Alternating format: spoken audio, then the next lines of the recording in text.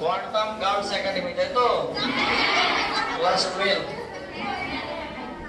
আজকে তোমাদের কি আলোচনা হবে ম্যাডামরা? নতুন চ্যাপ্টার আলোর অপবর্তন এবং সমবর্তন। তো চলো শুরু করা যাক। শেষে তোমাদের সঙ্গে পরিচয় করে দেবো, টেনশনের কোনো কারণ নেই। তো আমাদের সেই দীর্ঘ কাঙ্ক্ষিত সুন্দর একটা চ্যাপ্টার, সেটার নাম কি বলুন তো ম্যাডামরা? আলোর অপবর্তন এবং সমবর্তন। এবং বলতে গেলে আলোক বিজ্ঞানের একটা ডেঞ্জারতম চ্যাপ্টার। তো যাই হোক, সমস্যা নেই, আমরা সুন্দরভাবে ধাপে ধাপে সমস্ত বিষয়গুলো পার্ট বাই পার্ট আমরা আলোচনা করবো, টেনশনের কোনো কারণ নেই। আমাকে সব ঠিকঠাক দেখতে পাওয়া যাচ্ছে তো? একদম সব ঠিকঠাক আছে? আমাদের চ্যাপ্টারের নামকরণটা একটু লিখে নিই ম্যাডামরা। Diffraction and polarization of light. Diffraction and polarization. Polarization of light. আলোর, আচ্ছা ডিফ্রাকশন মানে কি? অপবর্তন। পলারাইজেশন মানে কি? সমবর্তন। তাহলে আমাদের চ্যাপ্টারের নাম কি? আলোর অপবর্তন এবং সমবর্তন বা অসমবর্তন। তা আমরা সমবর্তন নিয়ে এখন কোনো কথা উচ্চারণ করতে চাইছি না, যেহেতু আমাদের এক চ্যাপ্টারের মধ্যে আছে। অতঃপর আমরা সমবর্তন বিষয়টা পরে শেষের দিকে আলোচনা করব, ঠিক আছে? অপবর্তনটা নিয়ে আজকে আলোচনা শুরু করব এবং অপবর্তনটাকে আমরা জানার চেষ্টা করব, কারণ অপবর্তনটা অনেক বড়, সমবর্তনটা সেই তুলনায় অনেক ছোট। আমাদের প্রথম প্রশ্ন হতে পারে, স্যার এটা আমাদের কি বলতো পার্ট কত? ভিডিও সিরিজ পার্ট 1, এই চ্যাপ্টারের পার্ট 1। এটা অবশ্য ফিজিক্যাল অপটিক্স বা ভৌত আলোক বিজ্ঞানের একটা অংশ। এটাকে কি বলা হয়? ফিজিক্যাল অপটিক্স বা ভৌত আলোক বিজ্ঞানের একটা ছোট্ট পার্ট। আলোর অপবর্তন এবং সমবর্তন। তো আমরা আর বিস্তারিত বিষয় বলছি না, যা বলার সেটা বলে দিয়েছি, আমরা স্টার্ট করছি। আর আমাদের চ্যানেলের নাম তো তোমাদের প্রত্যেকেরই জানা আছে, ফিজিক্স। খুব পপুলার চ্যানেল এবং খুব রোমান্টিক চ্যানেল। তো আমাদের প্রথম প্রশ্ন, স্যার আমরা আলোর প্রতিফলন জেনেছিলাম, প্রতিসরণ জেনেছিলাম, বিচ্ছুরণ জেনেছিলাম, বিক্ষেপণ জেনেছিলাম, আমরা ব্যতিচার জেনেছিলাম এবং আরো অনেক কিছু বিষয় জেনেছিলাম। কিন্তু এখানে দেখছি আমাদের অপবর্তন সমবর্তন নতুন না। তো আপনি যদি একটু বলতেন অপবর্তন জিনিসটা কি, আলোর কি ধর্ম বা কেমন জিনিস, মানে আমরা কোন জিনিসটা নিয়ে আলোচনা করব? আমি অপবর্তন পড়াতে শুরু করলাম, অথচ অপবর্তনের মানেই বুঝতে পারলাম না। অপবর্তন করে আমরা চ্যাপ্টার শেষ করলাম, লাস্টে আলটিমেটলি দেখা গেলো অপবর্তন আমরা মিনিংটাই বুঝতে পারিনি। এইরকম মানসিকতা নিয়ে পড়াশোনা করার দরকার নেই। অপবর্তন হচ্ছে গিয়ে এটা রিফ্লেকশন নয়, রিফ্রাকশনও নয়, ডিসপারশনও নয়, এটা ডিফ্রাকশন। দেখো শব্দগুলো ব্যাপার আছে, একটা আছে রিফ্লেকশন মানে প্রতিফলন, একটা রিফ্রাকশন মানে প্রতিসরণ, একটা ডিসপারশন মানে বিচ্ছুরণ, একটা অ্যাবজর্পশন মানে শোষণ, একটা তোমার হচ্ছে গিয়ে ট্রান্সমিশন মানে তোমার হচ্ছে গিয়ে ট্রান্সমিট করা আর কি। আর এখানে যেটা হচ্ছে ডিফ্রাকশন, আরও আছে polarisation, interference etcetera. So diffraction কথার অর্থ not reflection, not refraction, not dispersion, it's called diffraction. শব্দটাকে পড়তে হবে ডিফ্রাকশন, কারণ আমরা অপবর্তন করছি ইংলিশে, ডিফ্রাকশন বলছে। ডিফ্রাকশনকে আমরা রিফ্রাকশন ভেবে বসে আছি, রিফ্রাকশন নয়, ডিফ্রাকশন মানে অপবর্তন। স্যার অপবর্তন জিনিসটা কি? আলোক বিজ্ঞানের যে অধ্যয়ন। আচ্ছা তোমার ছোট্ট একটা প্রশ্ন, আমরা ছোটবেলা থেকেই পড়ে এসেছি, বলো তো আলো কোন পথে চলাচল করে? আলো সরলরৈখিক পথে চলাচল করে। Very good. কিন্তু আজকে সেটা আমরা আর ভ্যালিড বলবো না। এই যে আলোচনা, তাহলে আমরা জানি যে আলো সরল রেখায় চলাচল করে, কিন্তু আজকের আলোচনা কি থাকবে? আলো সরল রেখায় চলে না। তাহলে কোন পথে চলে? তাহলে সরল রেখা না হলে কি পথ হবে? বক্রপথ হবে। তাহলে আমরা বলতেই পারি আলোক বিজ্ঞানের যে আলোচনায় বা যে অধ্যয়নে বা যে সমালোচনায় বা যে পর্যালোচনায় বা যে ডিসকাশনে আলোর মানে বক্রপথে চলাচল নিয়ে আলোচনা হবে, সেই আলোচনাটার নাম হচ্ছে অপবর্তন। তাহলে আমরা এটা বলতেই পারছি যে অপবর্তন মানে আলোর বক্রপথে চলাচল নিয়ে একটা আলোচনা। তাহলে আশা করি প্রত্যেকের কাছে মিনিংটা ক্লিয়ার হলো। অপবর্তন জিনিসটা কি? প্রতিফলন মানে ফিরে আসা, প্রতিসরণ মানে প্রবেশ করা, বিচ্ছুরণ মানে তোমার ভেঙে যাওয়া, সাত বর্ণে বিভাজিত হওয়া, বিনিয়া সহ বলা। এখানে অপবর্তন মানে নিচে বেঁকে যাওয়া। বোঝা গেল? তাহলে আমরা যেগুলো কথা বললাম সেগুলো ছোট্ট করে নোটস করার চেষ্টা করি। তাহলে কি দাঁড়ালো? আমরা জানি বা উই নো, কি জানি? আলো সরল রেখায় চলাচল করে, তাই না? সরল রেখায় চলাচল করে, এটা কে জানে না? ছোটবেলা থেকে তোমরা কি করনি? তো অস্বীকার করারও কিছু নেই, কিন্তু আজকে সেটা কিন্তু ইনভ্যালিড হবে। মানে এই ক্লাসটার পরে তোমরা আর কখনো বলবে না যে আলো সরল রেখায় চলে, আলো বক্রপথে চলে, কারণ আলোচনা সেটাই মেন স্তম্ভ। দ্বিতীয়, আমি কি বললাম মুখে মুখে, যে আলোক বিজ্ঞানের যে আলোচনায় আলোক বিজ্ঞানের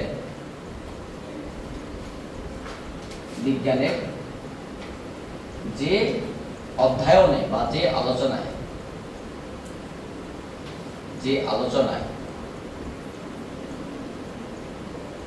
আলোর বক্রপথে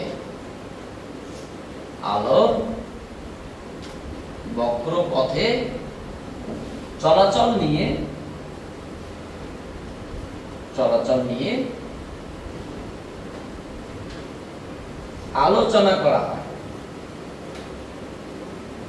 আলোচনা করা হয়, তাকে কি বলা হয়? আলোর অপবর্তন বলে। তবে ম্যাডামরা, যদি আপনারা এই সংখ্যাটা পরীক্ষায় লেখেন, নাম্বারটা দেওয়া হবে না, বরং তোমার কাছে যদি কিছু সম্ভব হয় কিছু নাম্বার কেটে দেওয়া হবে। যা, তাহলে আপনি এরকম ভুলভাল জিনিস পড়াচ্ছেন কেন? শুধু আমি তোমাকে এটা ইনফরমেশন দিচ্ছি, এটা কোনো সংজ্ঞা না। আমি বলে তোমাকে কি, যে আলোচনায় আলোর বক্রপথে আলোচনা করা হয়, সংজ্ঞা আমি কোথায় লিখলাম? জাস্ট একটা আলোচনাটার নাম হচ্ছে কি অপবর্তন, সংজ্ঞা আলাদা আছে। বুঝতে পারে কি বললাম? অপবর্তনের সংজ্ঞা এটা নয় কি, যে আলোচনায় বা যে পর্যালোচনায় বা যে সমালোচনায় আলোর বক্রপথে আলোচনা করা হয়, সেই আলোচনাটার নাম হচ্ছে অপবর্তন, সরি অপবর্তন। তো স্যার, তাহলে আলোর অপবর্তন কাকে বলে একটু বলুন, আপনি বলুন তাহলে শুনি। আলো যখন কোনো ধারালো, সুচালো, তীক্ষ্ণ, ক্ষুদ্র, সূক্ষ্ম বা কোনো প্রতিবন্ধকের ধার ঘেঁষে বেরিয়ে যায়, তখন আলোর গতিপথের সামান্য বিচ্যুতি ঘটে, আর সেই জিনিসটার নাম হচ্ছে আলোর অপবর্তন। দেখো, যেটা মেন সংজ্ঞা সেটা তোমরা বুঝতে পারলে না, যেটা দরকার নেই সেটা বুঝতে পেরে গেছো। যেটা পরীক্ষা আসবে, যেটা বললাম মুখে মুখে, এখন তোমরা বুঝতে পারো নি। কি বললাম? আলো যখন কোনো ধারালো, সুচালো, তীক্ষ্ণ, সূক্ষ্ম, ক্ষুদ্র প্রতিবন্ধকে ধার ঘেঁষে বেরিয়ে যায়, তখন আলোর গতিপথে সামান্য বিচ্যুতি ঘটে, তার নাম আলোর অপবর্তন। স্যার, সংজ্ঞাটা তো বুঝতে পারলাম না, আবার শুধু সূক্ষ্ম, তীক্ষ্ণ, শিক্ষ্ণ, ঘোড়ার ডিম, এগুলো কি? এগুলো তো টেনশন নেই, আগে সংজ্ঞাটা লেখো, আমরা বিস্তারিত আলোচনা করেছি, টেনশনের কোনো কারণ নেই। ঠিক আছে, আগে লেখা থাকলে সুবিধা হবে। আলো যখন কোনো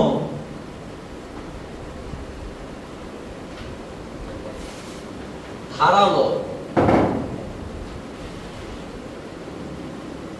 বা সুচালো, কি চালো? সুচালো বা সূক্ষ্ম বা তীক্ষ্ণ বা কি বলবো, লিখলিখে, শিখশিখে, হিগিয়ে যাই বলো না কেন, সূক্ষ্ম বা প্রতিবন্ধকে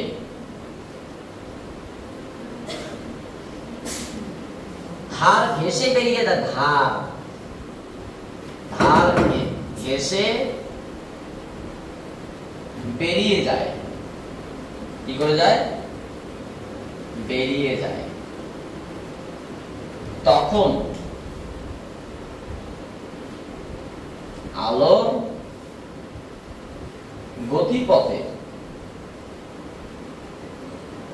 গতিপথের সামান্য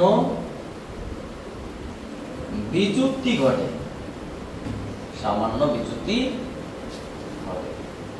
তাকে কি বলে ম্যাডাম না, তাকে আলোর অপবর্তন বলে। কিন্তু এক্সাম্পলটা অপবর্তন বা ডিফ্রাকশন, ইংলিশ শব্দ লিখে রাখতে ওর পাশে, ডিফ্রাকশন বলে। হয়েছে দেখা লিখে না, আমরা আসছি, কোনো টেনশন না, কোনো কারণ। আলো যখন কোনো ধারালো বা সূচালো বা সূক্ষ্ম বা তীক্ষ্ণ বা প্রতিবন্ধকের ধার ঘেঁষে বেরিয়ে যায়, তখন সামান্য বিচ্যুতি ঘটে, তাকে বলে আলোর অপবর্তন। দেখো আমি আলোর অপবর্তনের এক্সাম্পলটা পরে বলছি, মানে ডেফিনেশনটা সম্পর্কে পরে বলছি, একটা ছোট এক্সাম্পল বলি, দুই একটা এক্সাম্পল বলি যে সত্যি আলো বাকি কিনা, কথাটা কেমন অযৌক্তিক মনে হচ্ছে। ধরে নাও এই যে ঘরটা যেখানে আমরা তোমাদের ক্লাস করছি বা স্টাডি করছি, সেই ঘরটার কথা বলছি। ঘরটার চারিদিকে কোনো দরজা জানলা কিচ্ছু নেই, মানে পুরোপুরি closed, totally isolated from real world, light, air or sound fully separated from real world, no connection between inner and outer layer, either light, sound or air, আলো বাতাস শব্দের সঙ্গে পুরোপুরি বিচ্ছিন্ন ব্রহ্মাণ্ড থেকে। এবং তার থেকে বড় কথা, ঘরগুলির প্রত্যেকটা দেওয়াল কালো কালি দিয়ে বা কালো মোবিল দিয়ে মানে ঘষে ঘষে 1 ফুট করে উঁচু করা হয়েছে, এদিকে 1 ফুট কালো কালি, এদিকে 1 ফুট, মানে কালো কালো, নো আলো, অনলি কালো। তারপরে আমরা প্রত্যেকে কালো মোবিল মেখে এসেছি ঘরের মধ্যে, কালো প্রত্যেকে ড্রেস পরে এসেছি। মানে প্রথম কথা, এই ঘরটি এতটাই অন্ধকার যেখানে ভূত আছে, তুমিও আছো, ভূত তোমার গন্ধ খুঁজে পাবে কিন্তু তোমাকে খুঁজে পাবে না, মানে ভূতেও তোমাকে দেখতে পাবে না, এতটাই কালো। যদি ভূত বা প্রেত বা কোনো একটা থাকা দৃশ্য বস্তু, তা তোমাকে দেখতে পাবে না। তাহলে এই ঘরটা 4 কর্নারে, আমি এই কর্নারে দাঁড়িয়ে আছি, একটু ধরো আমি এখানে দাঁড়িয়ে আছি, একজন আমার পিছনে আছে, একজন আমার সামনে আছে, একজন ওই কর্নারে আছে, একজন ওই কর্নারে আছে, ঠিক আছে? কেউ কাউকে দেখতে পাচ্ছে না। আমি কি করলাম, আমার একটা টর্চ লাইট আছে, টর্চ লাইটে বের করে আমি এইদিকে লাইট মারলাম, দেখলাম এখানে একজন লোক আছে দাঁড়িয়ে, এবং লোকটা হালকা নরম আছে, মানে মানুষের আছে, মানে বন্ধ করা আমার দেখতে পাচ্ছি না, লাইট জ্বালাম আবার দেখতে পাচ্ছি না, লোক তো আছেই, পরিষ্কার বুঝতে পারছি একটা লোক আছে, হ্যাঁ কালো কুচকুচে, কিন্তু লোকটাকে দেখতে পাচ্ছি। আমি আমার মুন্ডুকে ঘুরিয়ে দেখলাম, এই মা ওখানে একটা লোক আছে, লাইট আমি এখানে জ্বালিয়েছি, কিন্তু লোকটা এতটাও ক্লিয়ার না যতটা লোক আমি এটাকে ক্লিয়ার দেখতে পেরেছি। এবং ভালো করে বলছি, লাইটটা আমি শুধু এই লোকটাকেই পাঠিয়েছি, মানে লাইটটাকে ভালো করে কভার করে এদিকে পাঠিয়েছি, ওইদিকে পাঠাইনি। তাহলে এখানে হালকা আবসা বুঝতে পারছি একটা লোক আছে। আচ্ছা থাকুক, কোনো সমস্যা নেই। আমি মুন্ডুরকে আর একটু ঘুরিয়ে নিলাম, এই মা এখানেও একটা লোক আছে, এটা আরো কালো। পিছনে দেখছি কেউ কিন্তু আমার ঘাড়ে হাত দেওয়ার মতো করে দাঁড়িয়ে আছে, মানে শিওর ভূতের মতো অবস্থা।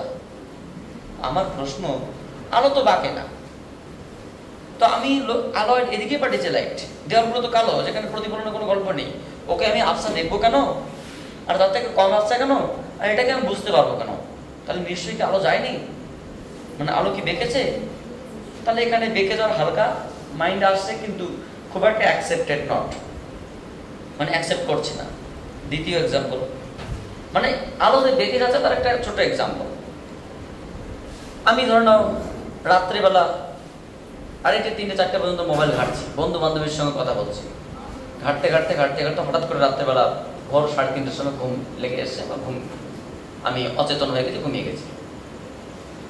ঘর দরজা জানলা বন্ধ করে লাইট ফাইট অফ করে ঘুমিয়ে গেছি।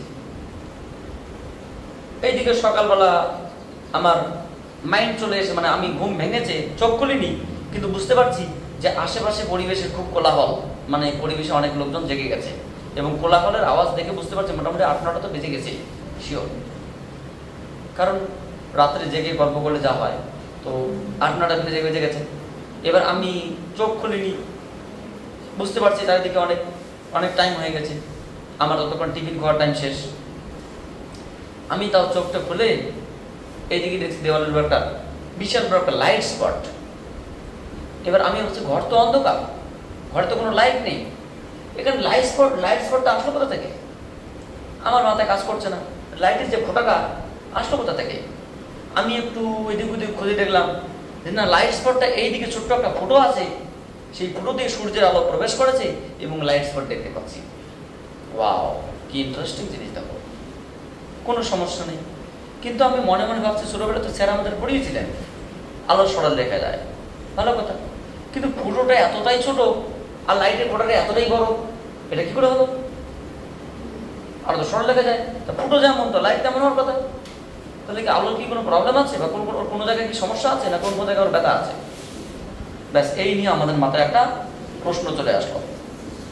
আলো সরল লেখা যায় এটা আমরা জানি, ছিদ্রটা খুব ছোট বাট লাইট স্পটটা বড়, এটা হবে কেন? তৎক্ষণাৎ আমার মাথায় প্রশ্ন আসলো, আমি একটু দেখি কি আছে।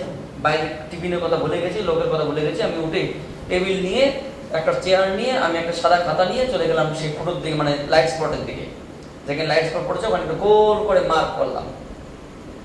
লাইট স্পটটাকে ফেলে কলম দিয়ে গোল করে মার্ক করলাম। টেবিলটা নিয়ে একটু এগিয়ে আসলাম, বেঞ্চটা নিয়ে এখানে রাখলাম, রেখে আবার লাইট স্পটটাকে ধরলাম, রেখে আবার একটা মার্ক করলাম, আর একটা গোল বানালাম, আর একটু এগিয়ে গেলাম ছিদ্র দিকে গিয়ে আর একটু মার্ক করলাম, আর একটু এগিয়ে গেলাম আর মার্ক করলাম, আর একটু এগিয়ে গেলাম মার্ক করলাম। এবার আমি পরে বিষয়গুলোকে একটু অবজার্ভ করছি, আচ্ছা গোলগুলো আস্তে তো ছোট হচ্ছে কেন? বেশ ইন্টারেস্টিং বিষয়, যে লাইট স্পটের গোলকটা সেটা ছোট হয়ে যাচ্ছে। তাহলে যত আমি এগিয়ে যাচ্ছি ছোট হচ্ছে, তত পিছিয়ে যাচ্ছে বড় হচ্ছে, এবং পর্দা যদি আরো পিছিয়ে নেই আরো বড় হবে, তাহলে কি আলো বেঁকে যাচ্ছে না? ব্যাস পরিষ্কার সুন্দর হচ্ছে।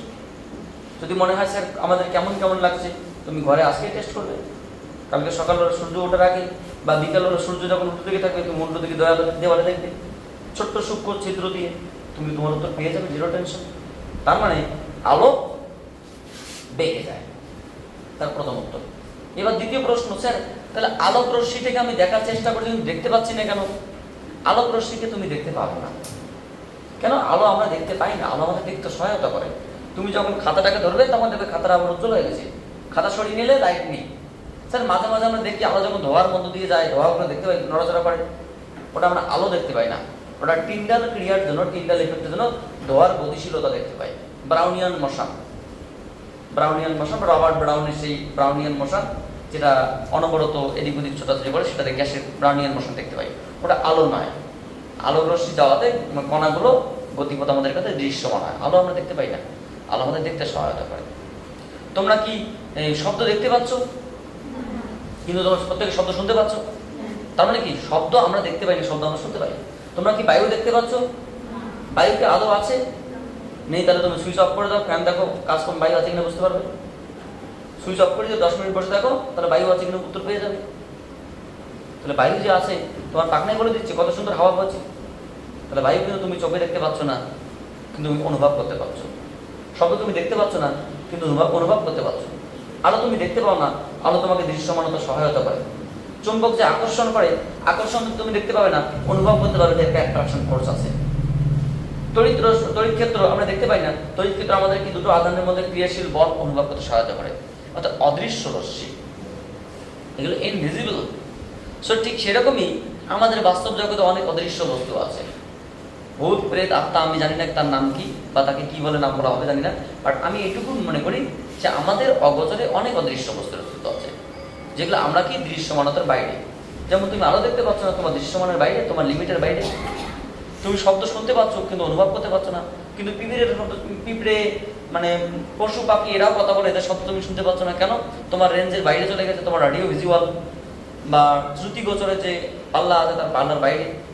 সো সেগুলো শব্দ আমরা শুনতে পাবো না। অর্থাৎ আমাদের কাছে সবকিছু দৃশ্যমানও নয়, আমাদের কাছে সবকিছু মানে অডিও ভিজুয়ালও নয়, এবং অনেক কিছু আছে আমাদের বিষয় রিয়াল ওয়ার্ল্ডে। তো মেইন কথা এগুলো আমাদের আলোচনার বিষয় নয়, আলোচনার বিষয় এটাই যে আলো আমরা দেখতে পাই না, আলো আমাদের দেখতে সহায়তা করে। তো এখানে কি স্পটটাকে আস্তে আস্তে ছোট হয়ে যাচ্ছে, তাহলে কি গতিপথে কি একটা পরিবর্তন ঘটছে। আর এটাই তোমার হচ্ছে গিয়ে আলো অপবর্তনের প্রথম স্টেপ। তাহলে আলো বাঁকে না, বাঁকে না? ঠিক আছে, তোমরা বলছো আলো বাঁকে না, আমি তাহলে তোমাদের আর একটা এক্সাম্পল দেওয়ার চেষ্টা করি। আচ্ছা পরে দেখছি, আগে একটু আলোচনা করছি। যেমন আমি তোমাকে এক্সাম্পল বললাম, এটা ধরো একটা তোমার হচ্ছে কি রুম বা একটা কম্পার্টমেন্ট, তুমি যেখানে থাকছো সেই রুমটার চতুর্দিকে দরওয়াজা দেওয়াল আছে, দরওয়াজা নেই, মানে অন্ধকার আছে, সবকিছু আছে, দরওয়াজা আছে কিন্তু সবগুলো লাগানো আছে। এবার তুমি কি করলে যে এর একটা দিকে, এদিকে সূর্য আছে, এখানে সুরাইয়া আছে, এদিকে সুরাইয়া, ছোট্ট একটা সূক্ষ্ম ছিদ্র রেখেছো, সূর্য রশ্মি এদিকে গিয়ে এখানে দেখো এইভাবে গিয়েছে, এখানে স্পট সৃষ্টি হয়েছে, লাইট স্পট, দেখলাম আমরা লাইট স্পট। এটাই কি তোমার সেই আলোর অপবর্তনের প্রথম স্টেপ। এবার আমরা এখানে কতগুলো বিষয় জানার চেষ্টা করব। তাহলে আলোর অপবর্তন যে ঘটছে তার একটা এক্সপেরিমেন্টাল অবজারভেশন দরকার। এই যে আমাদের সংজ্ঞায় লেখা আছে আলো যখন কোনো সূক্ষ্ম, এবার আমার প্রশ্ন মনে কি হলো, স্যার তাহলে আমি এক কাজ করবো, কালকে আমি আবার আলোর ফোঁটাকে দেখবো। আজকে কি করছি, একটা দেওয়ালে একটা ইট ভেঙে দিয়ে বসে রাখছি, কালকে সকালবেলা দেখলাম যেমনটা ইটের সাইজ আলো সেরকমই, স্পট বড় নয়। এবার প্রশ্ন, স্যার এত সমান কেন? ইটের সাইজ তো বাড়িয়ে দিয়েছে, মানে ফুটো তো বড় করে দিয়েছে, আরো বড় হওয়ার কথা। সংজ্ঞাটা থেকে একটু দেখাও কি লেখা আছে। আলো যখন কোনো ধারালো, সুচালো, সূক্ষ্ম, তীক্ষ্ণ, ক্ষুদ্র প্রতিবন্ধকের গা ঘেঁষে বেরিয়ে যায়, মোটা নয়, মোটা নয়, চিকনা, মানে লিকলিকে, শিকশিকে, হিকলিকে, একদম সূক্ষ্ম ছিদ্রের মধ্যে গেলে তবেই আলো দেখে যায়। অর্থাৎ আলো বাঁকে ওখানেও ঘটে, আমরা সেটা অনুভব করতে পারবো না। অর্থাৎ আলোর অপবর্তন বুঝতে গেলে আমাকে ছিদ্রের সাইজ কি দেখতে হবে, সূক্ষ্ম এবং অতি সূক্ষ্ম। ছিদ্র অনেক বড় হলে হবে না, যেখান দিয়ে আলো যাচ্ছে সেটা সূক্ষ্ম এবং অতি সূক্ষ্ম হতে হবে। তো তার উপর একটা ছোট্ট একটা এক্সপেরিমেন্টাল অবজারভেশন করছি। আপনারা ভালো আছেন ম্যাডামরা? ওয়াও, এক্সপেরিমেন্টাল অবজারভেশন মানে কি? পরীক্ষামূলক পর্যবেক্ষণ। কি মূলক?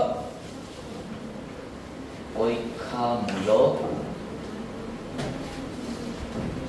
পর্যবেক্ষণ। তাহলে আমরা কয়েকটা ছোট ছোট এক্সাম্পল দেওয়ার চেষ্টা করছি। নাম্বার 1, যদি আমরা এমন একটা ছিদ্র নেই যে ছিদ্রের ব্যাসটা বা বেগটা আলোর তরঙ্গদৈর্ঘ্য থেকে কি অনেক বড় হয়, তাহলে সেক্ষেত্রে কি হবে?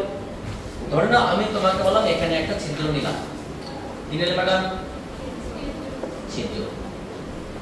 এখানে একটা ছিদ্র নিলাম, ছিদ্রটা অনেক বড়, এবং এখানে একটা পর্দা নিলাম, এটা পর্দা। চিত্রটার বেদ কত? ছিদ্রটার বেদ মানে এই ব্যাসটা কত? এবার এখান থেকে ধরো উৎস এদিকে আছে, উৎস, তাহলে আলো এদিক থেকে আসছে, তাহলে আলো এখান থেকে এসে এইভাবে যাচ্ছে। ঠিক আছে? এটা কি ম্যাডাম না? স্ক্রিন, নট আইসক্রিম, পর্দা। তাহলে আলো যখন এখানে আসবে, আলো এই পর্দায় পৌঁছানোর আগে আমরা তার গতিপথ যদি লক্ষ্য করি তাহলে দেখবো এরকম হয়েছে। হয়তো দেখেছে কিন্তু খুব সামান্য, যেটা আমাদের চোখে ধরা না পড়ারই কথা। তাহলে এই জায়গাটা কি হবে? লাইট স্পটটা কি প্রায় ছিদ্রের সমান। স্যার ব্যাপারটা বুঝতে পারলাম না। বলুন তো ম্যাডাম, এইটুকুর বেদ কত?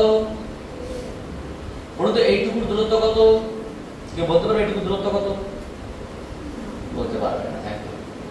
এটুকু দূরত্ব ল্যামডা। স্যার ল্যামডা কেন? আমরা যখন তরঙ্গমুখ পড়িয়েছিলাম এর আগের চ্যাপ্টারে, ভালো করে ভেবে দেখো লেখা আছে বৈশিষ্ট্যে, যে পরপর যে কোনো দুটি তরঙ্গমুখের মধ্যবর্তী ব্যবধান নির্দিষ্ট বর্ণের তরঙ্গদৈর্ঘ্যের সমান।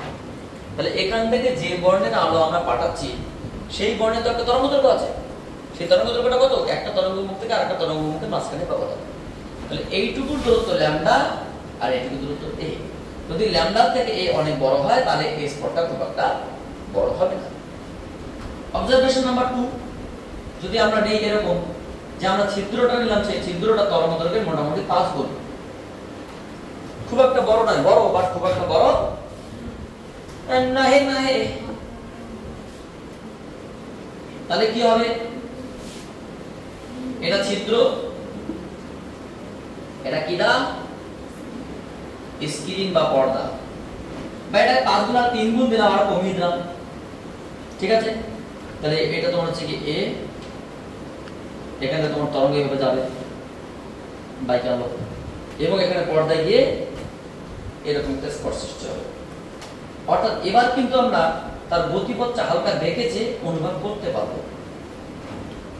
হালকা কিন্তু অনুভব করতে পারছি, কারণ এটুকু দূরত্ব কত ল্যামডা, এটুকু দূরত্ব কত এ। বোঝা গেল? 3 নম্বর অবজারভেশন, লাস্ট অবজারভেশন তোমাকে যে বলি, যে যদি এমন ছিদ্র নেওয়ার চেষ্টা করে যে ছিদ্রটা কি তরঙ্গ দৈর্ঘ্যের প্রায় সমান, তাহলে আরো অসাধারণ ঘটনা ঘটে যাবে, যা বলার মতো নয়। এত অসাধারণ ঘটনা ঘটবে যা বলার মতো নাই নাই। ম্যাডাম না, আপনারা কি ভালো আছেন? আপনাদেরকে দেখে মনে হয় আপনাদের অবস্থা খুব কাহেল। এত সুন্দর জিনিস তোমাদের বোঝানো হচ্ছে লাইট সম্পর্কে, তোমরা নিজেই অন্ধকার হয়ে বসে আছো। ঠিক আছে, থ্যাংক ইউ। এখানে আলো এভাবে বাইকালো বাইকালো বাইকালো, এবার আলো এখান থেকে এমন ভাবে বাইকালো যা বলার মতো নয়। এই স্পটটা পরিষ্কার বুঝতে পারো, অনেক বড় হয়েছে। তাহলে কি দাঁড়ালো? যে ছিদ্র বড় হলে হবে না, ছিদ্র হতে হবে ছোট। যত সূক্ষ্ম হবে আলোর অপবর্তন তত ক্লিয়ার বুঝতে পারবো। অর্থাৎ আমার ইচ্ছা মতো ছিদ্র নিলাম, আমার ইচ্ছা মতো অপবর্তন করছি, দরজা করে দিয়ে বললাম কই সেটা কেন অপবর্তন ঘটেছে, এটা আমাদের আলোচনার বিষয় নয়। আলোচনা কি? ছিদ্রটাকে হতে হবে কি সূক্ষ্ম, এবং যত সূক্ষ্ম হবে ততটাই বেশি করবে। আমরা এই সম্পর্কে বিস্তারিত আলোচনা করছি, এইটুকু আগে তোমার করে নাও, টেনশনের কোনো কারণ নেই। তাহলে এই হচ্ছে কি আলোর অপবর্তন সম্পর্কিত পরীক্ষামূলক ছোট্ট ধারণা। তাহলে এখান থেকে আমরা কি সিদ্ধান্তে আসতে পারি ম্যাডাম না, যে ছিদ্র যত ছোট হবে বেঁকে যাওয়ার প্রবণতা তত বেশি হবে। তাহলে আলো যখন কোনো সূক্ষ্ম ধারালো, সূক্ষ্ম চিকন মানে তীক্ষ্ণ কোন একটা ধার ঘেঁষে যায়, তখন কি আলোর গতিপথে সামান্য বিচ্যুতি করে, যার নাম কি আলোর অপবর্তন। এবার আমাদের কিছু প্রশ্ন। স্যার, অপবর্তন তাহলে আলো এবং শব্দ, এটা বোর্ড এক্সামে বিভিন্ন ইন্টারভিউ এক্সামে জিজ্ঞেস করা হয়, বিভিন্ন ইন্টারভিউ এই কোশ্চেন জিজ্ঞেস করা হয় যে তুমি তো আলো নিয়েও পড়াশোনা করেছো, শব্দ নিয়েও পড়াশোনা করেছো, তো কার সমবর্তন ঘটে আর কার অপবর্তন ঘটে আর কার ঘটে না? উত্তর কিন্তু দুটোরই ঘটে, আলোরও ঘটে শব্দেরও ঘটে। দ্বিতীয় প্রশ্ন, যদি ঘটে তো কার বেশি ঘটে কার কম ঘটে? শব্দ এবং আলো কার অপবর্তন বেশি ঘটে? শব্দের বেশি ঘটে, আলোর অপবর্তন কম ঘটে। স্যার কি করে? তোমাকে ছোট্ট একটা এক্সাম্পল দিচ্ছি। ধরে না একটা পাহাড়ের নিচে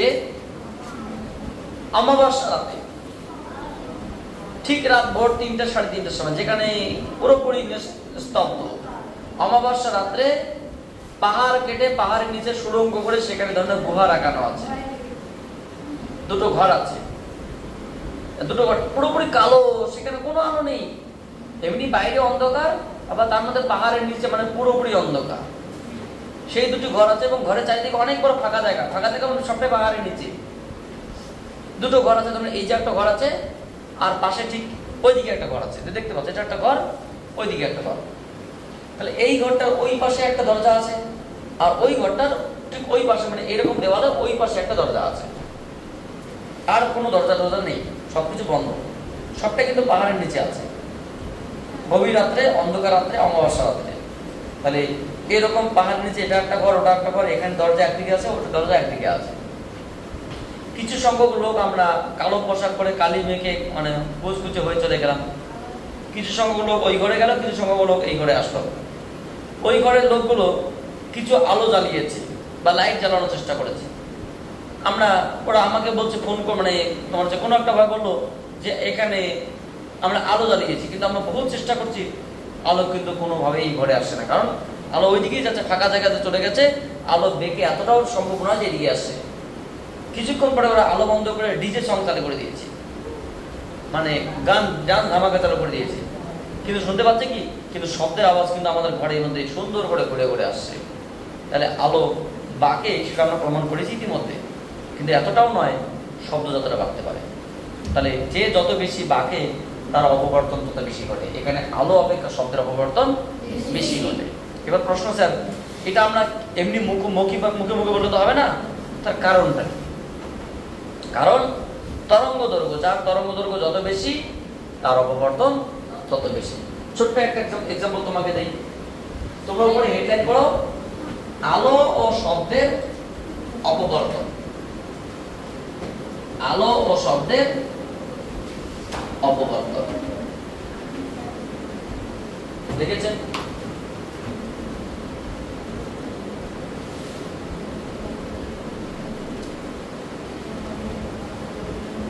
আলো ও শব্দের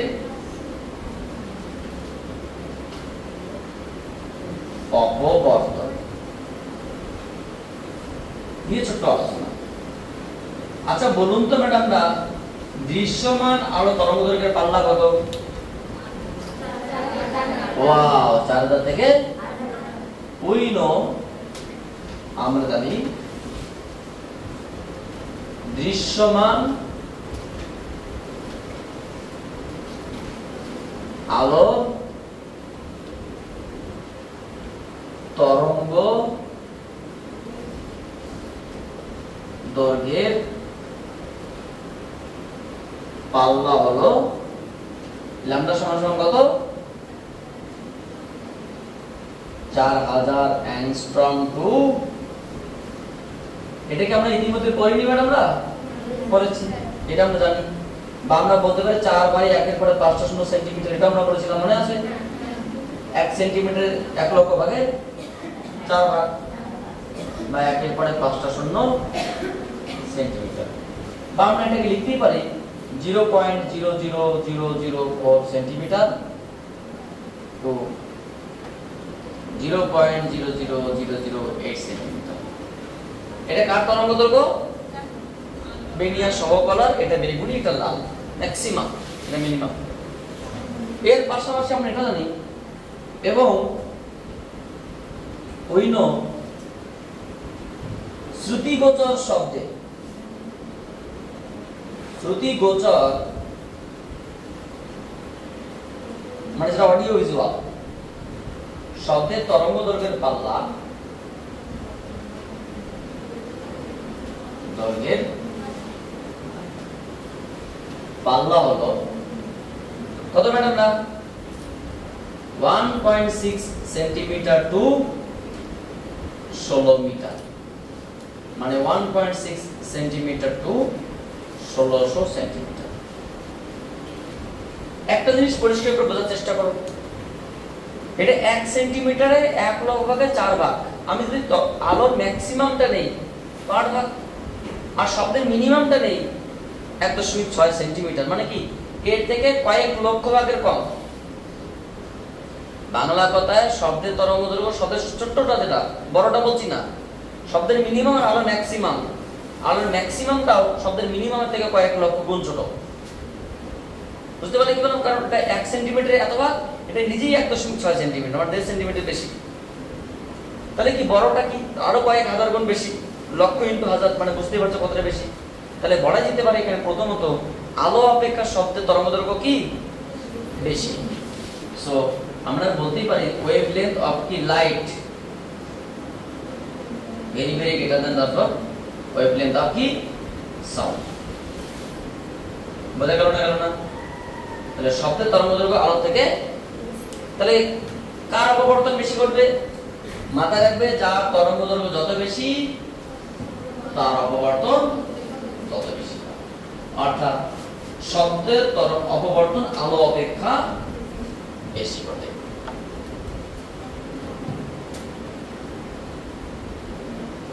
অর্থাৎ শব্দ আলো অপেক্ষা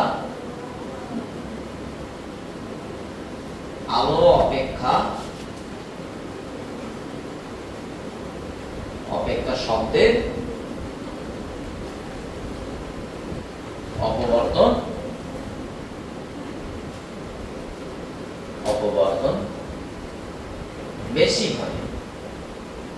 ঘটে? বেশি ঘটে। সো অনুরূপভাবে একটা নোটবুক বা ইনফরমেশন যদি পরীক্ষায় যদি প্রশ্ন আছে শব্দ এবং মানা থেকে আসবে, কিন্তু পাকামো করে কোনো টিচার যদি কোশ্চেন দেওয়ার চেষ্টা করে যে এক্স রে, গামা রে, ইউভি রে, কসমিক রে, এখানে কার অপবর্তন সব থেকে কম, তো তখন কি করবে? আমাদের জানতে হবে তরঙ্গ দৈর্ঘ্য যার সব থেকে কম তার অপবর্তন সব থেকে কম। সো আমরা এখানে কি বলতে পারি? সেই হিসেবে তোমাকে ছোট ধারণা দিতে পারি। সাপোজ রেডিও ওয়েভস, রেডিও তরঙ্গ, এর তরঙ্গ দৈর্ঘ্য সব থেকে বেশি কার থেকে? এটা মাইক্রোওয়েভস এর থেকেও বেশি। মাইক্রোওয়েভস বা মাইক্রো তরঙ্গ এটা কার থেকে বেশি? এটা ইনফ্রারেড, ইনফ্রারেড রে, অবলোহিত তরঙ্গের থেকেও বেশি তরঙ্গ দৈর্ঘ্য। এর অবলোহিত তরঙ্গ দৈর্ঘ্য কার থেকে বেশি? ভিজিবল রে বা দৃশ্যমান রশ্মি। দৃশ্যমান রশ্মি তরঙ্গ দৈর্ঘ্য কার থেকে বেশি? ইউভি রে, আল্ট্রাভায়োলেট রে,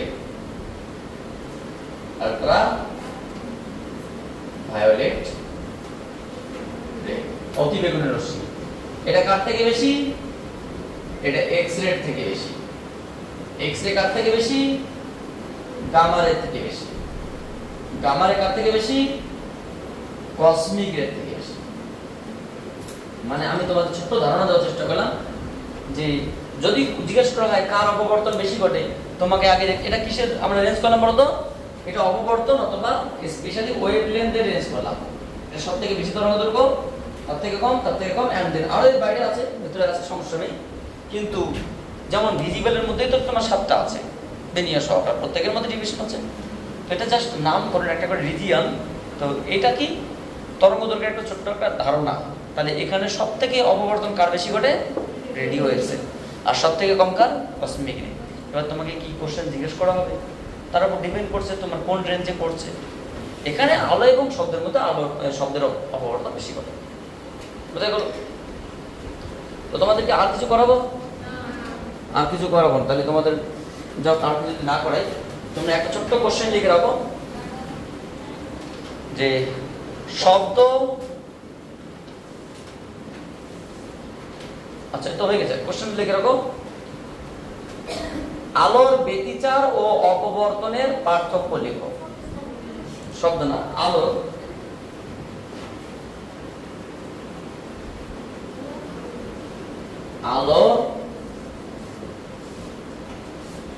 ব্যতিচার ও অপবর্তনের পার্থক্য লিখো। এটা বোর্ড এক্সাম খুব আসে। আমরা আগামী দিন এটা লিখিত এর লেখার মাধ্যম দিয়ে আমাদের এই ক্লাস পর্ব শুরু করব, পার্ট নাম্বার 2, এবং আমরা আগামী দিন পরবর্তী স্টেপ আলোচনা করব। টেনশনের কোনো কারণ নেই। তোমাদের সঙ্গে ছোট্ট একটা ইন্ট্রোডাকশন করে দিই। তোমাদের যদি কিছু বলার থাকে সেটা বলতে পারো, না হলে কিছু বলার নেই। কি বলো? তোমরা কি সবাই ভালো আছো? যাত্রা ব্রাঞ্চ স্টুডেন্ট পড়াশোনা খুব ভালো। এরা প্রথমত এরা ভদ্র মেয়ে, হ্যাঁ, ফ্যামিলি তো ভালোই। এরা তোমাদের কি কালিয়া চক্রে তো এই যাত্রা ব্রাঞ্চ, যাত্রা কোয়ান্টাম। আচ্ছা, তো তোমাদের ক্লাস কি কোনো জায়গায় বুঝতে অসুবিধা হয়? মিথ্যে কথা বলে দিলে বুঝতে অসুবিধা হয় না, সত্যি অসুবিধা হয় না? যাক, খুব ভালো লাগলো যে তোমরা আমার ক্লাস বুঝতে পারো, যার জন্য